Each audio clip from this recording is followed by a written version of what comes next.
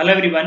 मैं विकास मेला आप सभी का स्वागत करता हूं आपके अपने YouTube channel IT jam biotechnology पे। तो आज का जो वीडियो है वो हमारा रहेगा दिल्ली टेक्निकल यूनिवर्सिटी के 2021 के जो आपके एडमिशन का प्रोसेस है उसका नोटिफिकेशन आ चुका है। तो उसका फोरम कब से आपका स्टार्ट होगा और उसकी लास्ट डेट क्या रहेगी, उसकी कंप्लीट डिटेल हम इस वीडियो में डिस्कशन करेंगे। कैसे आप वहां एडमिशन ले सकते हो, एंट्रेंस एग्जाम में कितने क्वेश्चंस रहेंगे, कितने मार्क्स का रहेगा, कितने आवर्स का रहेगा, तो सारी डिटेल इस वीडियो में हम डिस्कस करेंगे। तो अगर आप इस यूट्यूब चैनल पे नए हैं तो यूट्यूब चैनल को जरूर सब्सक्राइब कर लें, और ये वीडियो अगर आपको अच्छे लगे तो आप अपने फ्रेंड्स के साथ शेयर कर सकते हो और इनको लाइक जरूर करना। ठीक है, जो भी आप जितना प्यार दोगे उतनी अच्छी अच्छी इन्फॉर्मेशन आपके लिए मैं लाता रहूंगा, तो ये जरूर करते रहना भाई। तो देखते हैं, इसकी डिटेल डिस्कशन करते हैं कि कैसे कैसे आपको फॉर्म फिलअप करना है, क्या क्राइटेरियाज है इसके एडमिशन के, तो सारी डिटेल यहाँ पे देखते हैं। अब देखो, दिल्ली टेक्निकल यूनिवर्सिटी काफी अच्छी यूनिवर्सिटी है ये। ठीक है, ये इसका कैंपस आप देख सकते हो। और जो एमएससी 2021 से 2022 जो यानी फर्स्ट ईयर आपका, उसके लिए जो एंट्रेंस टेस्ट होने वाला है उसकी डिटेल हम यहाँ पे देखेंगे। यही भी ध्यान रखना, ये गवर्नमेंट इंस्टीट्यूट है, प्राइवेट इंस्टीट्यूट नहीं है, तो ये भी ध्यान रखना यहाँ पे। तो पहली बात तो इसकी जो साइट है आपके सामने यहाँ अवेलेबल है। ठीक है, www.dtu.ac.in, इसका मैं लिंक आपको इस वीडियो के डिस्क्रिप्शन में भी अवेलेबल करवा दूंगा। तो इसका जो फोरम है वो कब से स्टार्ट होगा उस पर ध्यान देना। रजिस्ट्रेशन जो इसका स्टार्ट है वो कब से हो रहा है, वो 15 मई से इसका रजिस्ट्रेशन स्टार्ट हो रहा है। और इस रजिस्ट्रेशन की जो लास्ट डेट है वो 14 जून है आपके पास। ठीक है, लगभग एक महीने तक इसका फोरम चलेगा, तो आप आराम से इसका फिलअप जरूर कर देना फोरम। अब देखो, इसके बाद जैसे फॉर्म फिलअप हो जाएगा तो जो एलिजिबल कैंडिडेट्स होंगे उनकी लिस्ट आएगी। रिटन एग्जाम के लिए एलिजिबल जो कैंडिडेट होंगे उनकी लिस्ट आएगी, वो आएगी आपकी 16 जून को। ठीक है, 5 PM तक, तो 16 जून को आएगी। इसके बाद जो आपका एंट्रेंस टेस्ट होगा उसकी जो डेट है वो है 24 एंड 25 जून आपके पास है। ठीक है, अब इसमें से आपका जो एडमिट कार्ड आएगा उस दिन पता चल जाएगा कि 24 को या 25 को आपका एंट्रेंस एग्जाम होगा। ये यहाँ पे गिवन हो गए। और यहाँ देखो, सब्जेक्ट और भी हैं, मैथमेटिक्स भी है, फिजिक्स भी है, केमिस्ट्री है। आपका जो सब्जेक्ट है वो है बायोटेक्नोलॉजी। तो आपके और भी फ्रेंड है तो उनको जरूर भी बता देना, अगर कोई फिजिक्स का, केमिस्ट्री का, मैथ का स्टूडेंट है तो उसको जरूर बता देना। अब देखो, जैसे आपका एंट्रेंस टेस्ट हो गया, उसके बाद जो कैंडिडेट हैं, ठीक है, जिनका टेस्ट हो गया, उसकी जो फर्स्ट राउंड है वो आपकी स्टार्ट हो जाएगी। उसकी शॉर्ट लिस्ट कैंडिडेट आ जाएंगे फर्स्ट राउंड के लिए, वो आपका 26 जून को ही आ जाएगा, यानी 2-3 दिन बाद में आपका ये फर्स्ट राउंड आपका स्टार्ट हो जाएगा। ठीक है, अब देखो, फर्स्ट राउंड आपके पास जो पेमेंट कर सकते हो, यानी सभी ब्रांच के लिए इसने बोला है, तो आप बायोटेक के हो तो बायोटेक का ध्यान रखें थोड़ा सा। ठीक है, तो ये आपका हो जाएगा 2 जुलाई को। ठीक है, 2 जुलाई को आपके पास स्टार्ट हो जाएगा, और ये पेमेंट का है वो लास्ट आपकी जो डेट रहेगी वो रहेगी 3 जुलाई। ठीक है, ये फर्स्ट राउंड का रहेगा। इसके बाद अगर सीट कुछ खाली रहती है तो सेकंड राउंड भी होगा। सेकंड राउंड आपका 9 जुलाई को स्टार्ट हो जाएगा। ठीक है, और इसकी जो आप फी सबमिट कर सकते हो वो 16 और 17 2 दिन आपके पास रहेंगे, तो इसमें आप कर सकते हो, फी आप सबमिट करा सकते हो। इसके बाद अगर फिर से भी सीट खाली रहती है तो जो फाइनल राउंड है वो स्पॉट राउंड के नाम से होगा, और ये होगा 26 जुलाई को होगा। और इसकी जो लास्ट कंप्लीट आपकी प्रोसेस हो जाएगा वो हो जाएगा 30 जुलाई को, यानी 30 जुलाई तक आपका पूरा ये प्रोसेस हो जाएगा एडमिशन का। अगर यहाँ तक आपका हो जाता है एडमिशन तो बहुत अच्छी बात है, अदरवाइज आप दूसरी यूनिवर्सिटी को देखना ही पड़ेगा आपको। ठीक है, तो ये थी आपकी इसकी इंपॉर्टेंट डेट्स। अब देखो, इस यूनिवर्सिटी काफी अच्छी यूनिवर्सिटी है। वैसे ये यूनिवर्सिटी तो बनी है 2009 में, लेकिन बहुत पहले से ये चलती आ रही है। ठीक है, तो ये जरूर ध्यान रखना, नई नहीं है, बहुत पुरानी है ये। ठीक है, अब देखो, हम यहाँ पे देखेंगे कि एमएससी प्रोग्राम में क्या एलिजिबिलिटी क्राइटेरिया है, क्या आपके पास सीट्स हैं, उनका रिजर्वेशन पॉलिसी कैसे है। ठीक है, कितनी सीट्स रिजर्व है, कैसे एप्लीकेशन फी क्या आपकी, एंट्रेंस टेस्ट की डेट क्या है आपकी, और उनका डिटेल क्या, वो सारी देखेंगे। ठीक है, फर्स्ट राउंड का ये हमने बता ही दिया आपको। अब देखो, यहाँ पे जनरल इंफॉर्मेशन में ये इसकी साइट है, तो ये जरूर देख लेना, जाके इसकी साइट को विजिट जरूर कर लेना, मैं आपको लिंक प्रोवाइड कर दूंगा। अगर आप ओबीसी, जनरल और ईडब्ल्यूएस के कैंडिडेट है तो आपकी जो रजिस्ट्रेशन फीस है वो कितनी लगेगी भाई, 1000 रुपए। ठीक है, अगर आप SC ST और PWD कैंडिडेट है तो आपकी जो फी है वो 500 रुपए लगेगा रजिस्ट्रेशन फी। ठीक है, अब रजिस्ट्रेशन फी में ये जरूर ध्यान रखना, अपने ही मोबाइल नंबर भरना, ईमेल एड्रेस भी अपना ही भरना। कई बार कैंडिडेट करते हैं किसी दूसरे कैंडिडेट के भरते हैं, जैसे पापा के भर देते हैं या मम्मी की मोबाइल नंबर लगाते हैं, तो खुद का लगाया करो ताकि आपको नोटिफिकेशन आए तो पता चल जाए, ठीक है। अब इसकी जो लैंग्वेज रहेगी एंट्रेंस एग्जाम की वो ओनली इंग्लिश रहेगी, तो अगर किसी को हिंदी रिक्वायरमेंट है तो वो प्रॉब्लम ही रहेगी उसके साथ, ठीक है। बाकी ओनली इंग्लिश का रहेगा यहाँ पे, ये ध्यान रखना। और भी ये इन्फॉर्मेशन, ये जो आपका ये है इसका डिटेल्स वाला वाउचर, ये मैं प्रोवाइड कर दूंगा आपको अपने टेलीग्राम चैनल पे, तो वहां से भी आप देख सकते हो। और भी यहाँ देखो बहुत सारी इन्फॉर्मेशन गिवन है जो आप पढ़ जरूर लेना, ठीक है। इंपॉर्टेंट है जो आपके लिए, वो मैं यहाँ पे बता देता हूँ इस वीडियो में। अब देखो मैं ये बता रहा था कि यूनिवर्सिटी बहुत पुरानी है। पहले ये यूनिवर्सिटी चलती थी जब इंडिया आज़ाद नहीं हुआ था, उनसे पहले से ये चलती आ रही है, ठीक है। 1941 से ये चलती आ रही है, लेकिन उस समय ये दिल्ली पॉलिटेक्निक थी, ठीक है। दिल्ली पॉलिटेक्निक थी, फिर ये दिल्ली कॉलेज ऑफ इंजीनियरिंग में हो गया, ठीक है। फिर इसको डिग्री वाले में कन्वर्ट कर दिया, और फिर इसके बाद जब ये डिग्री वाले में था तब ये दिल्ली यूनिवर्सिटी के अंडर में था, फिर इसको खुद को एक यूनिवर्सिटी बना दिया 2009 से, ठीक है। तो ये दिल्ली टेक्निकल यूनिवर्सिटी के नाम से है, अब दिल्ली यूनिवर्सिटी के अंडर में नहीं है, ये ध्यान रखना, ठीक है। बिल्कुल ये सेपरेट अलग से है यूनिवर्सिटी। अब देखो आगे चलें इसके बारे में, तो इसकी डिटेल आप देख लेना एक बार। यहाँ देखो बहुत सारे प्रोग्राम्स हैं, हमें मेन ध्यान देना है एमएससी प्रोग्राम पे। यहाँ पे टोटल 4 एमएससी प्रोग्राम है, इसकी रैंकिंग भी यहाँ पे गिवन होगी। यहाँ नीचे देखो, ठीक है, ये रैंकिंग सारी गिवन है यहाँ, किस किस कैटेगरी में क्या क्या इसकी रैंकिंग है, तो वो भी यहाँ पे सारी गिवन है। इसके बाद अगर आगे चलें तो ये भी आपके पास थोड़ी इन्फॉर्मेशन है, इसको जरूर आप पढ़ लेना, ठीक है। इस यूनिवर्सिटी के बारे में अगर आप जानना चाह रहे हो, इसके बारे में यहाँ डिस्कशन नहीं कर रहा, इस इन्फॉर्मेशन के बारे में जो इंपॉर्टेंट है उनके बारे में थोड़ा मैं डिस्कस कर लेता हूँ। अब देखो यहाँ पे आ जाते हैं हमारे एमएससी प्रोग्राम पे, हम यहाँ पे सीट देख लेते हैं कि कितनी सीट्स आपके पास अवेलेबल है, ठीक है। तो आप बायोटेक्नोलॉजी के स्टूडेंट हैं, तो बायोटेक्नोलॉजी वाले स्टूडेंट्स के पास यहाँ 40 सीट्स हैं। और क्राइटेरिया आप देख सकते हो, आपके पास जो बीएससी है, ठीक है, देखो इसने जनरल और ऑनर्स लिख रहा है। जनरल मतलब जो पास कोर्स होता है, ठीक है, या ऑनर्स होता है आपके पास, तो ये दोनों के लिए 55% रिक्वायर्ड है। और यहाँ जो मेन सब्जेक्ट है वो होना चाहिए आपका बायोलॉजी, मेन एक सब्जेक्ट होना चाहिए बीएससी के अंदर, तो इसका जरूर आप ध्यान रखना कि आपका मेन सब्जेक्ट बायोलॉजी है या नहीं, या 55% है या नहीं। अब देखो ये सीट इंक्रीज भी हो सकती है, 40 से ये 60 तक इंक्रीज हो सकती है, वो आगे मैं दिखाऊंगा आपको, इसके नोटिफिकेशन में लिख रखा है ऑलरेडी है, ठीक है।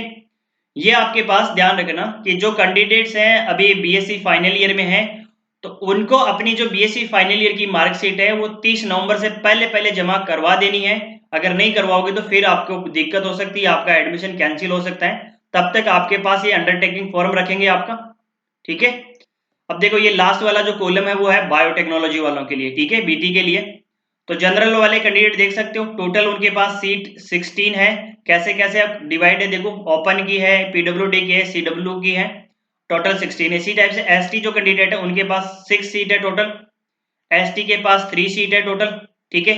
ओबीसी वालों के पास टोटल 11 सीट है, और ईडब्ल्यूएस कैंडिडेट है उनके पास टोटल 4 सीट है, ठीक है। तो ऐसे करके ये टोटल आपके पास 40 सीट है। अब देखो यहाँ क्या लिखा हुआ है, MSc programme are likely to be enhanced from 40 to 60, यानी ये जो आपकी सीट है वो नंबर ऑफ सीट्स यहाँ लिखा हुआ है, ये क्या कर सकते हैं, इंक्रीज कर सकते हैं। तो अगर ये इंक्रीज करेंगे तो इसका नोटिफिकेशन आपको मिल जाएगा, या मैं प्रोवाइड कर दूंगा आपको, ठीक है। तो ये जरूर ध्यान रखना, 40 सीट तो आपके पास है ही है, ये इंक्रीज भी हो सकती है। इसके बाद ये इसका रिजर्वेशन पॉलिसी है, एससी के लिए, एसटी के लिए, ओबीसी के लिए, ईडब्ल्यूएस के लिए, पीडब्ल्यूडी के, और ये सीडब्ल्यू के लिए, ठीक है, डिफेंस पर्सन वालों के लिए, उनके लिए भी ये या इनकी रिजर्वेशन पॉलिसी है। तो इसको जरूर आप देख लेना, आप किस कैटेगरी में हो उसके अकॉर्डिंग आप रिजर्वेशन पॉलिसी जरूर देख लेना, ठीक है। अब देखो इसके अंदर एक रिजर्वेशन पॉलिसी और है, देखो सीडब्ल्यूडी कौन सी है, डिफेंस पर्सन वालों की है, तो ये ध्यान रखना, ठीक है।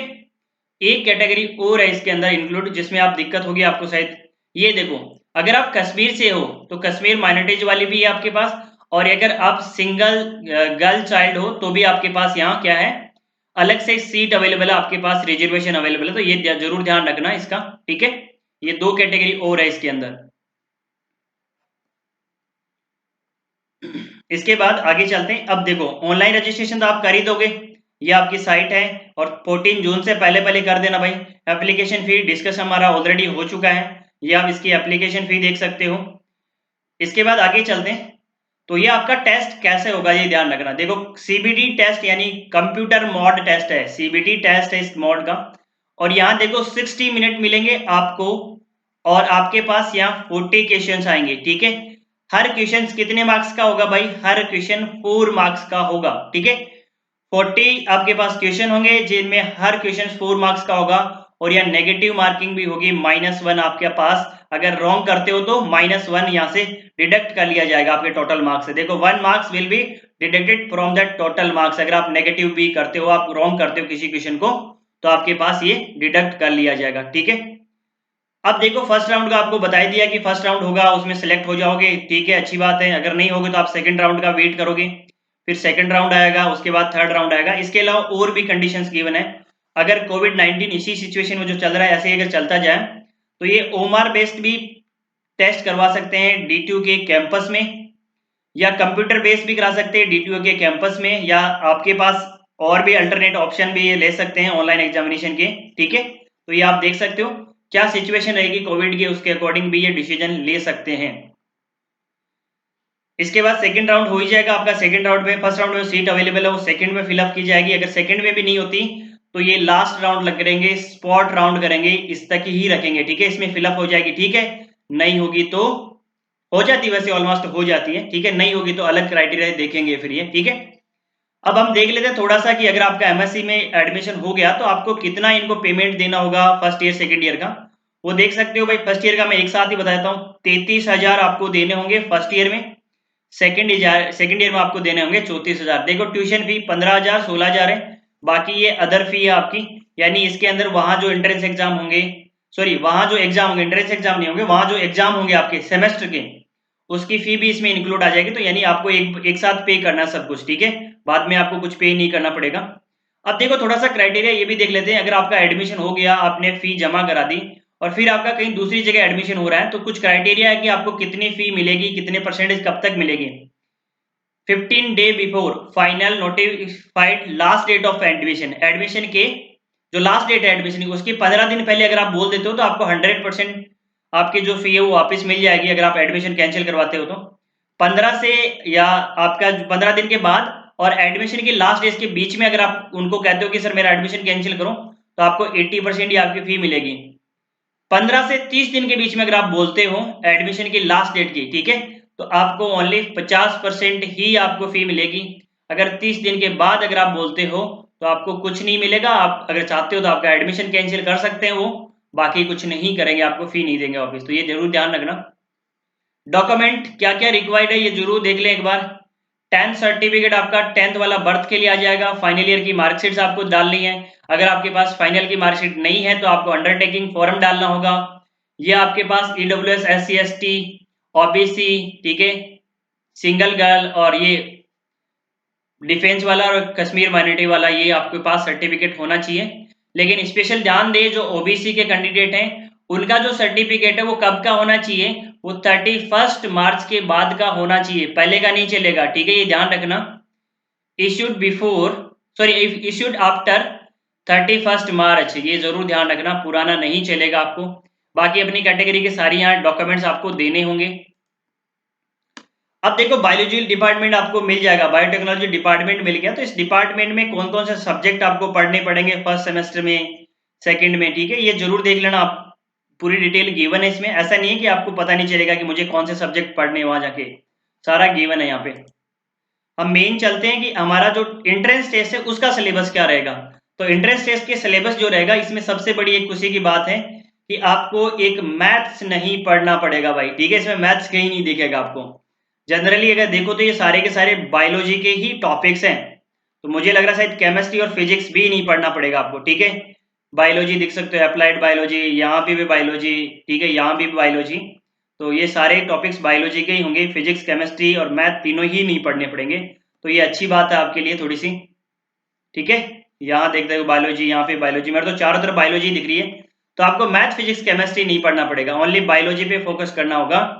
तो ये थी सारी डिटेल्स डीटीयू के बारे में, दिल्ली टेक्निकल यूनिवर्सिटी के बारे में, कि आपको क्या क्या प्रोसेस यहाँ पे करना है, कैसे आपको फॉर्म फिलअप करना है। तो आई थिंक आपको सारी जो क्वेरी वो क्लियर होगी। अगर फिर भी कोई क्वेरी है तो आप कमेंट सेक्शन में कमेंट कर सकते हो, या फिर हमारा जो टेलीग्राम चैनल है वो जाके ज्वाइन करके वहां भी हमें पूछ सकते हो, कोई भी क्वेरी है, ठीक है। और अगर आप यूट्यूब चैनल पे नए हैं तो यूट्यूब चैनल को सब्सक्राइब जरूर करें, वीडियो अच्छा लगे तो लाइक करें, और अपने फ्रेंड के साथ शेयर जरूर करें, ठीक है, ये काम जरूर करें भाई, शेयर कर दे सभी फ्रेंड्स के साथ। तो मिलते हैं अगले वीडियो में, कोई और इन्फॉर्मेटिव वीडियो हम लेके आएंगे नेक्स्ट जल्दी ही। तो तब तक के लिए bye bye, thanks each and everyone.